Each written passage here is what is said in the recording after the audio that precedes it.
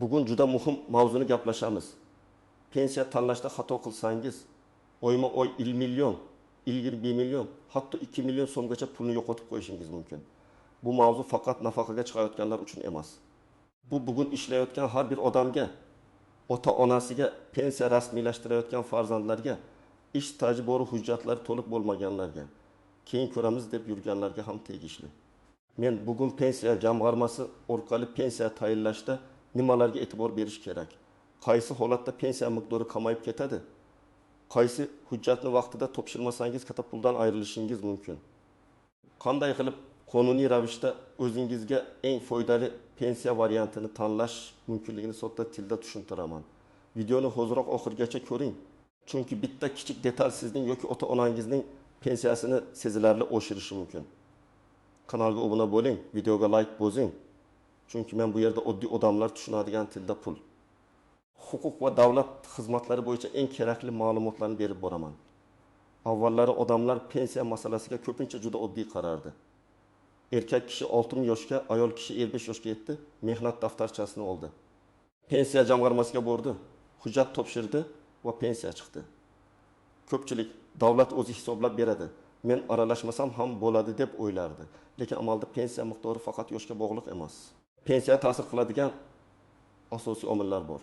Ish staji, rasmiy ish haqi, sug'urta badallari, hujjatlarning to'g'ri yuritilgani, mehnat daftarchasidagi yozuvlar, arxiv ma'lumotlari, harbiy xizmat, bola parvarishi davri, imtiyozli sharoitda ishlagan davrlar va boshqa ko'plab detallar. Hozir esa tizim ancha raqamlashtirildi. MyBank.uz yagona interaktiv davlat xizmatlari elektron mehnat daftarchasi, soliq ma'lumotlari. Ish beruvchilarning elektron hisobotlari orqali ko'p narsa avtomatik ko'rinadi. Bu yaxshi, chunki korrupsiya kamayadi, navbatlar qisqaradi, odam hujjat izlab sarson bo'lishi kamroq bo'ladi. Lekin boshqa tomoni ham bor. Agar sizning eski ish joyingiz ma'lumotlari elektron bazaga tushmagan bo'lsa, mehnat daftarchasida xato bo'lsa, ish haqi to'g'risidagi ma'lumotlar arxivda topilmasa yoki ish beruvchi vaqtida hisobot bermagan bo'lsa, tizim sizga foydali bo'lgan davrni hisobga olmasligi mumkin. Eng katta muammo shundaki, ko'pchilik pensiya hisoblangandan keyin uni tekshirmaydi. Shuncha chiqdi, demak shuncha ekan deb ko'nib ketadi. Aslida esa pensiya tayinlanganda sizda hisob kitobni so'rash, qaysi davrlar stajga kiritilganini tekshirish, qaysi ish haqi davrlari olinganini bilish, norozilik bo'lsa qayta ko'rib chiqishni talab qilish huquqi bor. Mana shu huquqdan foydalanmaslik har oy pul yo'qotishga olib keladi. Asosiy qism bin. Nimani bilish kerak, kim xavotir olish kerak, kim kamroq xavotir olsa bo'ladi, birinchi bilishingiz kerak bo'lgan narsa. Pensiya men 3 yil ishlaganman degan gap bilan avtomatik yuqori bo'lib qolmaydi. Muhimi o'sha 3 yilning qanchasi hujjat bilan tasdiqlangan, qaysi yillarda qancha rasmiy ish haqi olingan, ish beruvchi to'lovlarni qanday ko'rsatgan. Masalan, 2 kishi bir xil 3 yil ishlagan bo'lishi mumkin. Birinchisi butun umr rasmiy yuqori oylik olgan, ikkinchisi esa konvertda pul olib, rasmiy oyligi minimal ko'rsatilgan. Pensiyaga chiqqanda birinchisining pensiyasi ancha yuqori, ikkinchisiniki esa kutilganidan past bo'ladi. Misol qilaman. Akmal aka 1920-yildan 2024 yilgacha turli korxonalarda ishlagan. Umumiy staji 36 yil. Lekin 2005-2015 yillarda u xususiy firmada ishlagan. Firma unga oyiga 5 million so'm to'lagan, ammo rasmiy hujjatda eng kam ish haqiga yaqin summa ko'rsatgan. Akmal aka bugun men ko'p ishlabman, pensiyam yaxshi chiqadi deb o'ylaydi. Lekin pensiya jamg'armasi rasmiy ma'lumotga qaraydi. Agar rasmiy oylik past bo'lsa, pensiya ham pastroq hisoblanadi. Demak, yillar davomida rasmiylashtirilmagan daromad kelajakdagi pensiyani kamaytiradi. Ikkinchi misol. Dilbar opa 1992 yildan 2002 yilgacha maktabda ishlagan, keyin bolalarni parvarish qilgan, keyin 2010 yildan yana ishga chiqqan. U pensiyaga chiqayotganda faqat oxirgi ish joyidagi ma'lumotlar ko'rinadi. Lekin oldingi maktabdagi mehnat daftarchasi yozuvi yaxshi saqlangan, arxivda ish haqi ma'lumotlari bor. Agar Dilbar opa o'sha davr hujjatlarini topshirsa, staj va o'rtacha ish haqi hisobiga pensiyasi oshishi mumkin. Agar kerak emasdir deb topshirmasa, har oy kamroq bo'ladi. Uchinchi misol. Rustam aka qurilishda ishlagan, ayrim yillar shartnoma asosida, ayrim yillar esa norasmiy. U men 25 yil qurilishda bo'lganman deydi. Lekin pensiya uchun bo'lganman yetmaydi. Mehnat daftarchasi, buyruq nusxasi, ish haqi ma'lumoti soliq va sug'urta badallari bo'yicha izlar kerak. Agar 25 yilning faqat 12 yili rasmiy tasdiqlansa, pensiya ham 12 yilga qarab hisoblanadi. Shuning uchun yoshligidan rasmiy ish menga kerak emas degan xato qaror kelajakda juda qimmatga tushadi. Kimlar ayniqsa xavotir olishi kerak. Birinchidan 1990 yillar va 2000 yillar boshida turli korxonalarda ishlagan odamlar. Chunki o'sha davrda ko'p korxonalar yopilgan, nomi o'zgargan, arxiv hujjatlari tarqalib ketgan bo'lishi mumkin. Ikkinchidan, xususiy firmalarda rasmiy oyligi past ko'rsatilgan odamlar. Uchinchidan, mehnat daftarchasida familiya, ism, lavozim, ishga kirish yoki chiqish sanasida xatolik bo'lganlar. To'rtinchidan, bir necha viloyatda yoki boshqa davlatlarda ishlaganlar. Beshinchidan, imtiyozli pensiyaga umid qilayotganlar, zararli sharoitda ishlaganlar, yer osti ishlari, tibbiyot, ta'lim, harbiy xizmat. Maxsus ro'yxatlarga kiradigan kasblar bo'yicha ishlaganlar. Kimlar kamroq xavotir olsa bo'ladi. Oxirgi yillarda to'liq rasmiy ishlagan, ish beruvchi soliqlarni to'liq to'lagan. Elektron mehnat daftarchasida hamma ma'lumotlari ko'rinadigan odamlar. Lekin kamroq xavotir degani umuman tekshirmang degani emas. Men har doim aytaman, pensiya hisob kitobi bu sizning umrbod daromadingizga ta'sir qiladigan qaror. Bir marta beparvolik qilsangiz, keyin har oy zarar ko'rishingiz mumkin. Pensiya tanlash masalasida yana bir muhim jihat bor. Ba'zi holatlarda odamga bir nechta turdagi pensiya yoki nafaqa variantlari tegishli bo'lishi mumkin. Masalan, yoshga doir pensiya, nogironlik pensiyasi, o'quvchisini yo'qotganlik pensiyasi, ayrim imtiyozli to'lovlar. Qonunchilikda har doim ham bir vaqtning o'zida hammasini to'liq olish mumkin emas. Odatda fuqaro o'zi uchun foydaliroq variantni tanlaydi. Mana shu joyda qaysi biri ko'proq degan savolni shunchaki taxmin bilan emas, aniq hisob-kitob bilan hal qilish kerak. Tasavvur qiling, bir ayol turmush o'rtog'ini yo'qotgan. Unga boquvchisini yo'qotganlik pensiyasi chiqishi mumkin. Shu bilan birga o'zim pensiya yoshiga yetgan va ish stajiga ega. Agar u o'z yoshga doir pensiyasini olsa, masalan 1 million 800 ming so'm chiqadi. Boquvchisini yo'qotganlik bo'yicha esa oilaviy tarkib marhumning ish staji va daromadiga qarab 2 million 600 ming so'm chiqishi mumkin. Agar u avtomatik ravishda o'z pensiyasini rasmiylashtirib yuborsa va ikkinchi variantni solishtirmasa, har oy 800 ming so'm yo'qotadi. 1 yilda bu 9 million 600 ming so'm, 5 yilda esa 42 million so'm. Demak, tanlovni bilmaslik juda katta zarar. Yana bir holat. Kishi ishlashda davom etayotgan bo'lsa, pensiya tayinlangandan keyin ham ayrim davrlar qayta hisoblashga asos bo'lishi mumkin. Hamma ham buni bilmaydi. Endi shu oxirgi deb o'ylaydi. Aslida ayrim hollarda ish davom etsa, qo'shimcha staj, rasmiy daromad, qonunchilikdagi indeksatsiya va qayta hisoblashlar orqali miqdor o'zgarishi mumkin. Buning uchun pensiya jamg'armasidagi shaxsiy ma'lumotlaringizni kuzatib boring. Mehnat munosabatlaringiz rasmiy yuritilayotganini tekshiring. Eng ko'p uchraydigan xato odam pensiya yoshiga yaqinlashganda hujjat yig'ishni boshlaydi. Bu juda kech bo'lishi mumkin. Chunki 30 yil oldingi korxona yopilgan bo'lishi mumkin. Arxiv boshqa joyga topshirilgan bo'lishi mumkin. Mehnat daftarchasidagi muhr o'qilmasligi mumkin. Men tavsiya qilaman. Pensiyaga 5 yil qolgan bo'lsa ham, 10 yil qolgan bo'lsa ham, hozirdan o'z mehnat tarixingizni tekshiring. Qaysi yillarda qayerda ishlagansiz, qaysi joylardan ma'lumotnoma kerak, qaysi davr elektron bazada bor, qaysi biri yo'q. Bularni oldindan bilib oling. Ikkinchi xato, mehnat daftarchasidagi mayda xatolarga e'tibor bermaslik. Masalan, ism Shavkat o'rniga Shavkatjon deb yozilgan, familiyada bitta harf tushib qolgan, ishga kirgan sana noto'g'ri, bo'shagan sana yo'q, buyruq raqami ko'rsatilmagan. Odam hamma biladi-ku, men o'sha odamman deydi. Lekin pensiya hisoblashda hujjat aniqligi muhim. Bir harf xatosi ham qo'shimcha tasdiq talab qilishi mumkin. Bu esa jarayonni cho'zadi yoki o'sha davr vaqtincha hisobga olinmay qoladi. Uchinchi xato faqat mehnat daftarchasiga ishonib qolish. Mehnat daftarchasi muhim. Lekin ayrim holatlarda ish haqi miqdorini tasdiqlash uchun alohida ma'lumotnoma kerak bo'ladi. Ish staji borligi pensiya huquqini beradi, lekin pensiya miqdorini oshirishda rasmiy ish haqi ma'lumotlari muhim rol o'ynaydi. Shuning uchun arxivdan ish haqi bo'yicha ma'lumotnoma olish juda foydali bo'lishi mumkin. To'rtinchi nozik jihat, bola parvarishi davri.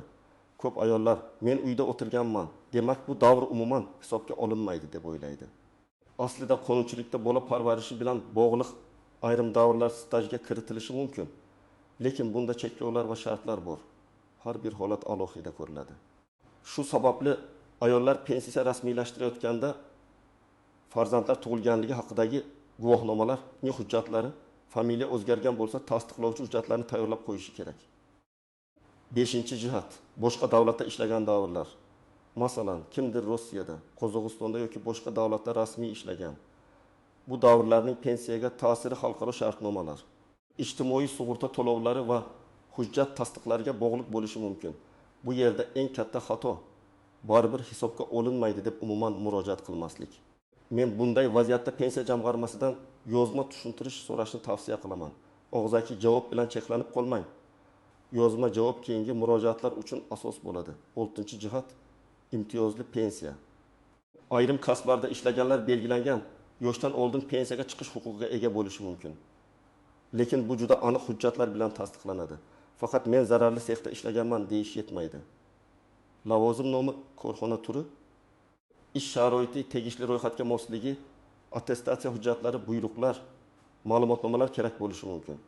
Agar lavozim nomi hujjatda noto'g'ri yozilgan bo'lsa, imtiyoz tan olinmasligi ham mumkin. Masalan, amalda payvandchi bo'lib ishlagan, lekin hujjatda ishchi deb yozilgan bo'lsa, keyin imtiyozni isbotlash qiyinlashadi. 7-muhim masala pensiya tayinlash sanasi. Ba'zan odam hujjatni kech topshiradi va bir necha oy puldan quruq qoladi. Pensiya yoshiga yetishdan oldin qaysi muddatda murojaat qilish mumkin? Hujjatlarni qachon topshirish kerak? Pensiya qaysi kundan tayinlanadi? Bularni oldindan aniqlang. Chunki men bilmagan edim degan gap moliya yo'qotishni qaytarib bermasligi mumkin. 8-jihat, minimal pensiya va qo'shimcha ustamalar. Ba'zi fuqarolarga qonunchilik asosida ustama, kompensatsiya, qo'shimcha to'lovlar, parvarish puli yoki ijtimoiy yordamlar tegishli bo'lishi mumkin. Lekin hammasi ham avtomatik chiqavermaydi. Masalan, nogironligi bor shaxs yolg'iz yashovchi keksa, boquvchisini yo'qotgan oila a'zosi. Urush yoki mehnat faxriylariga oid ayrim imtiyozlar alohida hujjatlar bilan tasdiqlanadi. Shuning uchun o'zingizning maqomingizni to'liq ayting, yashirmang. Buni aytsam foydasi yo'q demang. Endi eng kerakli qismga o'tamiz. Siz yoki yaqinlaringiz pensiya masalasida pul yo'qotmaslik uchun nima qilishingiz kerak? Birinchi qadam, shaxsiy mehnat tarixingizni yozib chiqing. Oddiy qog'oz oling va yilma-yil yozing. Qaysi yilda qayerda ishladingiz? Korxona nomi nima edi? Lavozimingiz qanday edi? Qachon ishga kirdingiz? Qachon bo'shadingiz? Agar korxona nomi o'zgargan bo'lsa, eski va yangi nomini yozing. Bu ro'yxat keyin pensiya jamg'armasi bilan gaplashganda sizga juda yordam beradi. Ikkinchi qadam, mehnat daftarchangizni tekshiring. Har bir yozuvda sana bormi? Buyruq raqami bormi? Muhr o'qiladimi? Lavozim aniq yozilganmi? Familiya va ism to'g'rimi? Agar familiyangiz turmush sababli o'zgargan bo'lsa, nikoh guvohnomasi yoki familiya o'zgarishini tasdiqlovchi hujjatni tayyorlang. Agar mehnat daftarchasida xatolik bo'lsa, imkon qadar uni tuzatish uchun oldingi ish beruvchi yoki arxivga murojaat qiling. 3-qadam, elektron ma'lumotlarni tekshiring. MyBKBuz orqali yoki tegishli davlat xizmatlari orqali sizning mehnat faoliyatingiz, ish beruvchi tomonidan kiritilgan ma'lumotlar, soliq va ijtimoiy to'lovlar bo'yicha ayrim ma'lumotlarni ko'rish mumkin. Agar biror davr ko'rinmasa, darhol sababini aniqlang. Ish beruvchi ma'lumot kiritmaganmi? Korxona yopilganmi? Arxivga o'tganmi? Shuni biling. 4-qadam, arxiv ma'lumotnomalarini yig'ing. Ayniqsa 1990-2010 yillar oralig'ida ishlagan bo'lsangiz, ish haqi bo'yicha ma'lumotnoma juda muhim bo'lishi mumkin. Tuman yoki shahar arxiviga. Korxona hujjatlari topshirilgan arxivga sobiq ish joyi kadrlar bo'limiga murojaat qiling. Arizada aniq yozing. Falon yildan falon yilgacha ishlagan davrim bo'yicha ish staji va ish haqi ma'lumotnomasini berishingizni so'rayman. Pasport nusxasi, mehnat daftarchasi nusxasi, agar kerak bo'lsa familiya o'zgarishi hujjatlarini ilova qiling. 5-qadam, pensiya jamg'armasiga murojaat qilganda faqat og'zaki gap bilan cheklanmang. Siz tuman pensiya jamg'armasi bo'limiga borishingiz, davlat xizmatlari markazi orqali murojaat qilishingiz yoki elektron xizmatlardan foydalanishingiz mumkin. Murojaatingizda pensiya turini, staj davrlarini, ish haqi davrlarini to'liq ko'rib chiqishni so'rang. Agar sizda bir nechta pensiya varianti bo'lsa, masalan, yoshga doir va boquvchisini yo'qotganlik bo'yicha ikkalasini ham hisoblab, qaysi biri foydaliroq ekanini tushuntirishlarini so'rang. 6-qadam, hisob kitobni talab qiling. Pensiya tayinlangach, nega aynan shu summa chiqdi deb so'rashga haqqingiz bor. Qaysi yillar stajga kirdi, qaysi yillar kirmadi? O'rtacha ish haqi qanday olindi? Qaysi hujjat yetishmayapti? Buni bilishingiz kerak. Agar siz hisob kitobni tushunmasangiz, yozma izoh so'rang. Yozma javob keyin qayta murojaat qilish. Yugurib tashkilotga shikoyat berish yoki sudga murojaat qilishda kerak bo'ladi. 7-qadam, xatolik topsangiz qayta hisoblashni so'rang. Masalan, 5 yil ish stajingiz kiritilmagan, ish haqi ma'lumotingiz inobatga olinmagan. Bola parvarishi davri hisobga olinmagan, imtiyozli davr tan olinmagan bo'lsa, darhol ariza yozing. Arizada aniq talab bo'lsin, falon davrni stajga kiritish, falon hujjat asosida pensiyani qayta hisoblash, falon pensiya turini solishtirib ko'rish. Arizaga hujjat nusxalarini ilova qiling va kirim raqamini oling. 8-qadam, har doim nusxa saqlang. Pasport, ID karta, mehnat daftarchasi, diplom, harbiy bilet, nikoh guvohnomasi, farzandlar tug'ilganlik guvohnomasi, nogironlik ma'lumotnomasi, arxiv ma'lumotnomalari, ish haqi ma'lumotnomalari, sud qarorlari, ism familiya o'zgarish hujjatlari, bularning hammasidan nusxa qilib qo'ying. Hujjatlarni telefoningizda rasmga olib, alohida papkada saqlang. Chunki bitta yo'qolgan qog'oz oyma-oy pulingizga ta'sir qilishi mumkin. 9-qadam, yaqinlaringizga yordam bering. Ko'p ota-onalarimiz davlat idoralarida savol berishga tortinadi. Bolam shuncha chiqdi, bo'ldi deb qo'ya qoladi. Siz farzand sifatida ularning hujjatlarini tekshirib bering. Ayniqsa onangizning bola parvarishi davrlari, otangizning harbiy xizmat yoki zararli ish sharoitidagi davrlari, eski korxonalardagi ish haqi ma'lumotlari bor yo'qligini ko'ring. Ba'zan farzandning bir kunlik yordami ota-onaning umrbod pensiyasini oshirishi mumkin. 10-qadam. Norozilik bo'lsa, bosqichma-bosqich harakat qiling. Avval tuman bo'limiga yozma murojaat. Javob qoniqtirmasa, yuqori pensiya jamg'armasi organlariga murojaat. Zarur bo'lsa, adliya organlari, xalq qabulxonasi yoki sud tartibida huquqingizni himoya qiling. Lekin har bir bosqichda hujjat, dalil va yozma javob bo'lishi kerak. Shunchaki menga kam chiqdi degan gap yetarli emas. Falon davr hisobga olinmagan. Falon ma'lumotnoma ilova qilindi, qayta hisoblashni so'rayman deb aniq yozish kerak. Bugungi asosiy fikr shuki, pensiya bu shunchaki yoshga yetganda avtomatik beriladigan pul emas. Bu sizning butun mehnat hayotingizning hujjatli natijasi. Har bir yil, har bir rasmiy ish haqi, har bir ma'lumotnoma, har bir to'g'ri yozilgan sana kelajakdagi oylik daromadingizga ta'sir qiladi. Agar siz pensiya turini noto'g'ri tanlasangiz, hujjatlarni tekshirmasangiz yoki hisob kitobni so'ramasangiz, har oy katta summani yo'qotishingiz mumkin. Shuning uchun bugunoq o'zingizning yoki ota-onangizning mehnat hujjatlarini ko'rib chiqing. Elektron ma'lumotlarni tekshiring. Arxivlardan kerakli ma'lumotlarni yig'ing. Pensiya jamg'armasiga murojaat qilganda aniq savol bering. Menga qaysi pensiya turi foydaliroq, qaysi davrlar hisobga olingan, qaysi hujjat yetishmayapti? Agar sizda pensiya bo'yicha savol bo'lsa, izohlarda vaziyatingizni yozing. Yoshingiz, ish stajingiz, qaysi sohada ishlaganingiz, qaysi hujjatlaringiz bor. Men keyingi videolarda eng ko'p uchraydigan holatlarni alohida tahlil qilib beraman. Video foydali bo'lgan bo'lsa, like bosing, yaqinlaringizga yuboring va kanalga obuna bo'ling. Chunki bunday ma'lumot vaqtida bilinmasa, odam yillar davomida o'z pulidan ayrilib yurishi mumkin.